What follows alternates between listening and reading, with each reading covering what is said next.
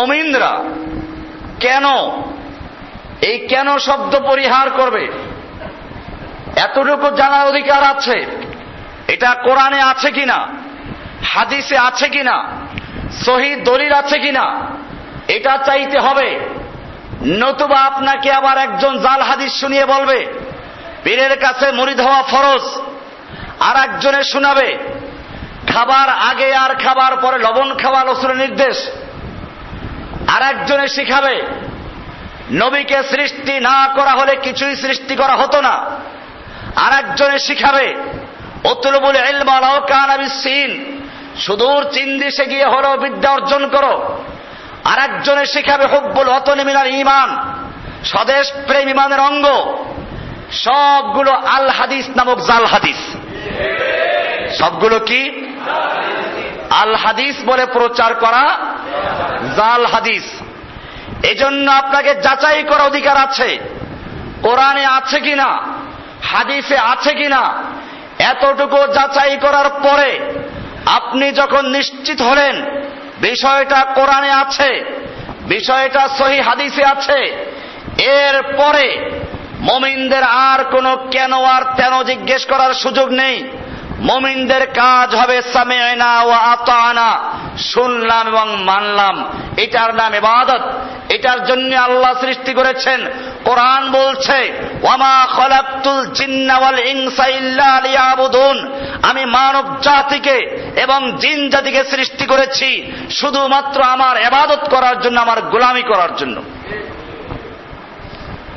সুতরাং মুমিনরা ইবাদত করবে। ইবাদত কোরআন হাদিসে প্রমাণিত কোন বিষয়কে যদি যুক্তি দিয়ে বিচার করা হয় এবং যুক্তির সঙ্গে না মিললে পরে আপত্তি করা হয়, তাহলে মনে রাখতে হবে তার মধ্যে আর ইবলিস শয়তানের মধ্যে কোনো পার্থক্য নেই। এই যুগে একদল ফকির নামক লোক তৈরি হয়েছে, মারেফাতের নামে মুসলিম সমাজে হিন্দুত্ব ঢুকিয়েছে, রাষ্ট্রীয়ভাবে এদেরকে পৃষ্ঠপোষকতা দেওয়া হয়। বাউল, মারেফাতপন্থী, আরো যেন কি কি বলা হয়। এই লোকগুলো, বর্তমান যুগের এই লোকগুলো ইসলামের ভিতরে এমন জঘন্য আকীদা প্রবেশ করিয়েছে যা শয়তান পর্যন্ত লজ্জা পায়। এরা সিদ্ধি অর্জন করে পঞ্চরস খায়, মেয়ে লোকের হায়েজের রক্ত, নেফাসের রক্ত, মানুষের পেশাব পায়খানা আর বীর্য, এই পাঁচটা জিনিসকে মিলিয়ে অন্ধকার রাতে এরা খেলে পরে এদের সিদ্ধি অর্জন হয়। এরা শুধু এ পর্যন্তই না, এই পীরগুলো, এই মারেফাতপন্থী ফকিরপন্থী পীরগুলো বিসমিল্লাহকে উপহাস করে। তারা বিসমিল্লাহর তর্জমা করে বীজ মে আল্লাহ, বীজের মধ্যে আল্লাহ, মানে বীর্য খাইলে আল্লাহকে পাওয়া যাবে, পীরের বীর্য খেতে হবে। এই কারণে রাতের বেলায় বাতি বন্ধ করে মেয়ে লোক পুরুষ একাত্র হয়ে জিকির করে এক পর্যায়ে মারেফাতের অজ্দের ভিতরে চলে যায়, আল্লাহর সাথে মিশে যায়। এরপরে নারী পুরুষ জিনায় লিপ্ত হয়।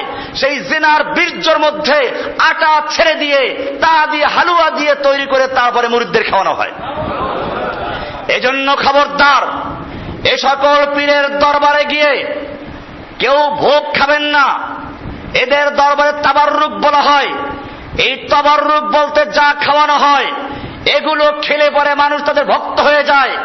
আর অনেকে বলে আরে গিয়ে তো দেখলাম খুব ভক্ত হয়ে গেছি।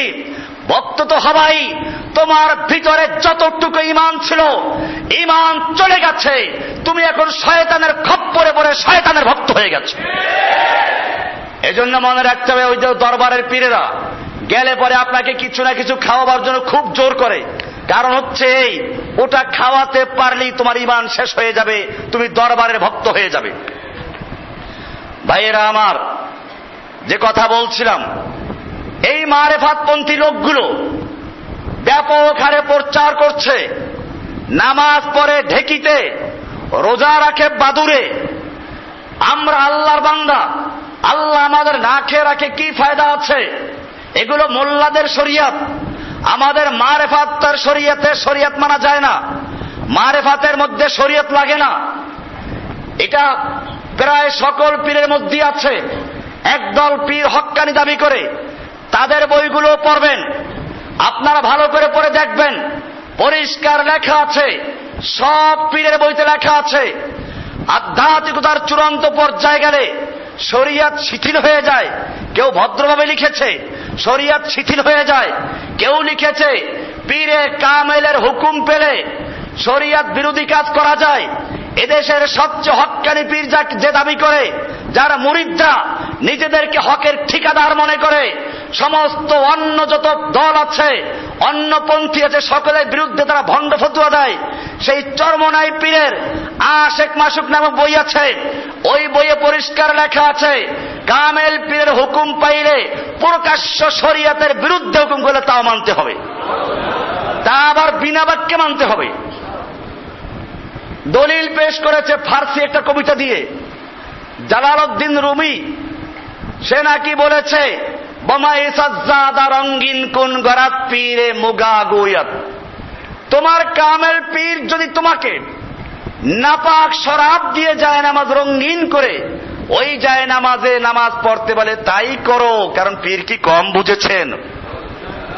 পরিষ্কার লেখা চরমনাই পীরের বইতে।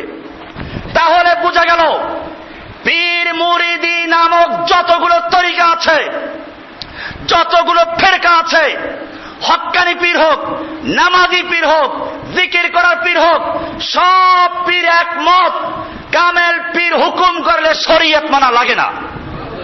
এটা আমি চ্যালেঞ্জ করে বলতে পারি। আমি পীরগিরি নিয়ে পড়াশোনা করেছি, যত লাইনের পীর আছে সব পীর সম্পর্কে আমি পড়াশোনা করেছি।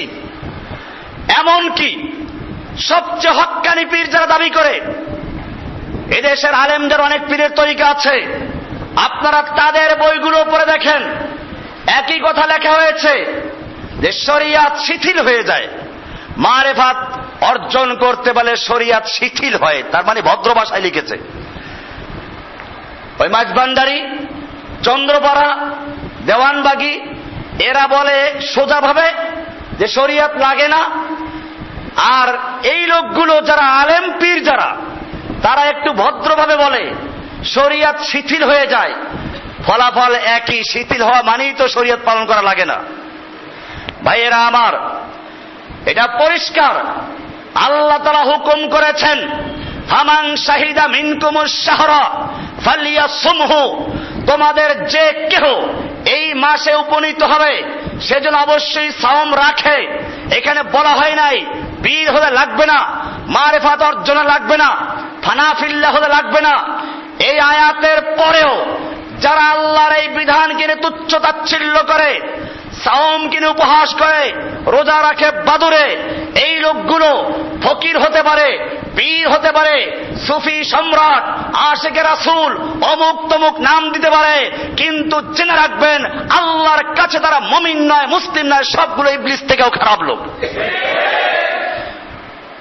এজন্য মনে রাখতে হবে মুমিনরা ইবাদত করে, সাওম ফরজ, আল্লাহর হুকুম মেনে নিবে, বাস এটাই হচ্ছে মুমিনদের কাজ।